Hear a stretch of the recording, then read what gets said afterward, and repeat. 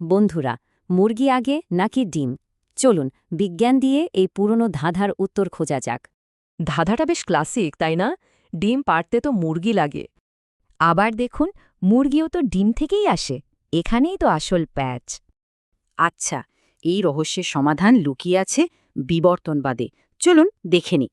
তো প্রথমে ডিমের পক্ষের কথাটা শোনা যাক। এর মূলে রয়েছে অ্যামনিওটিক ডিম। এটা ছিল একটা যুগান্তকারী উদ্ভাবন। ভাবুন একবার, প্রথম ডিম এসেছিল ৩৪ কোটি বছর আগে, আর মুরগি মাত্র ৫৮,০০০ বছর।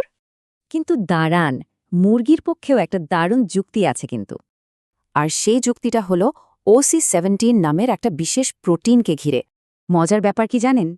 এই প্রোটিনটা শুধু মুরগির শরীরেই তৈরি হয়।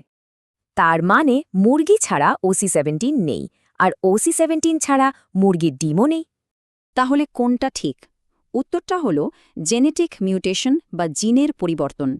শুরুটা হয়েছিল দুটো প্রোটোচিকেন দিয়ে, মানে মুরগির আদি রূপ আর কি। তাদের থেকে যে ডিমটা এলো, তার ভেতরে জিনের একটা ছোট্ট পরিবর্তন ঘটল। তার মানে যে প্রাণীটা ডিম পেড়েছিল সেটা ঠিক মুরগি ছিল না। কিন্তু ওই ডিম ফুটে বেরোল পৃথিবীর প্রথম আসল মুরগিটা। তো শেষ পর্যন্ত রায়টা কি দাঁড়ালো? ব্যাপারটা হলো, ডিম মুরগির আগে এলেও সেটা কিন্তু মুরগির ডিম ছিল না। সুতরাং বৈজ্ঞানিক প্রমাণ বলছে ডিমই আগে এসেছে। ভাবতে অবাক লাগে, তাই না? বিজ্ঞান এমন আরও কত রহস্যের সমাধান করতে পারে।